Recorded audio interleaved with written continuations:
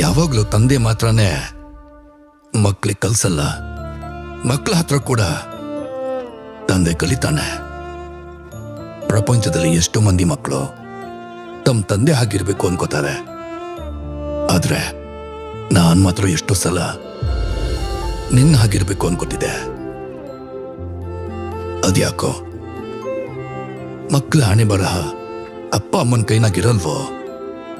ಆದ್ರೆ ಒಂದ್ ಮಾತು ಸತ್ಯ ನಮ್ ಕಣ್ಣಿಗೆ ಕಣ್ಣು ಬರದ ಹಾಗೆ ಬಂಧ, ಕೋರಿಕೆ, ಭಯ, ಗರ್ವ ಮುಚ್ಚಾಕುತ್ತೆ. ಬದುಕಲ್ಲಿ ಹಿಂದೆ ಮುಂದೆ ಏನಾದ್ರೂ ಬದಲಾಗ್ಬೋದು.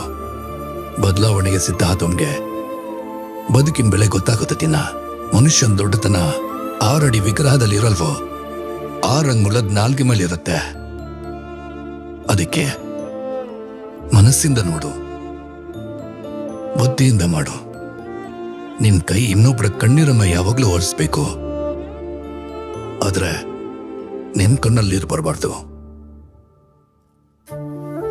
ಲೋ, ನೀನು ಹೊಟ್ಟೆಲಿದ್ದಾಗ್ಲೇ ನಿಮ್ಮಮ್ಮಂಗ್ ನಾನು ಹೇಳಿದ್ದೆ, ತಮ್ಮ ಜನಾಂಗದಲ್ಲಿ ಸೂರ್ಯನಂತವನು ಹುಟ್ಟುತ್ತಾನೆ ಅಂತ. ಈ ಭೂಮಿ ಮೇಲೆ ಹುಟ್ಟಿದ್ದಕ್ಕೆ ನೀನು ಯಾವಾಗ್ಲೂ ಸೂರ್ಯನ್ ತರ ಹೆಸರುಳಿಸ್ಕೋಬೇಕು. ನಿನ್ನ ಹೆಸರು ಮೇಲೆ ಪ್ರಪಂಚ ನನ್ನ ನೆನ್ಪಿಟ್ಕೋಬೇಕು.